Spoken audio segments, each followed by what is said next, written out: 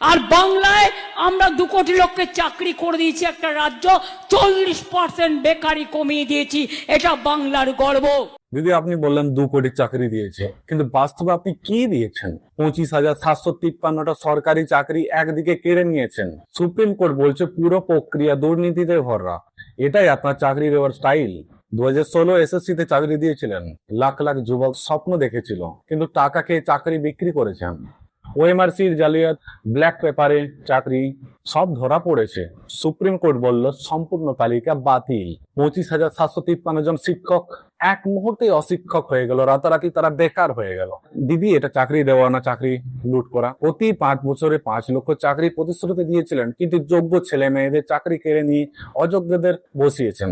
আপনি চাকরি না দিয়ে ভাতার লাইনে দাঁড় করেছেন, এখন বলছেন মানবিকতা। কয়েক হাজারের দোষে 25,000-এর জীবন শেষ করে দিয়েছেন। দিদি এটা আপনার সরকারের দুর্নীতির ফল। শিক্ষক ব্যবস্থা ধ্বংস, যুবকদের ভবিষ্যৎ ধ্বংস। চাকরি চুরি করবেন না, যোগ্যদের দিন। দিদি 15 বছর সত্যি কতগুলো চাকরি দিয়েছিলেন? এমএসএমইর গল্প বলে লুকিয়ে রাখবেন না। সরকারি চাকরি দিয়ে এবার কেড়ে নেওয়া, এটাই কি আপনার মাটি মানুষ?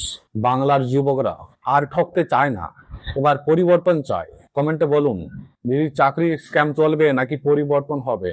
লাইক শেয়ার সাবস্ক্রাইব করুন, সত্যি বলতে ভয় পাবে না।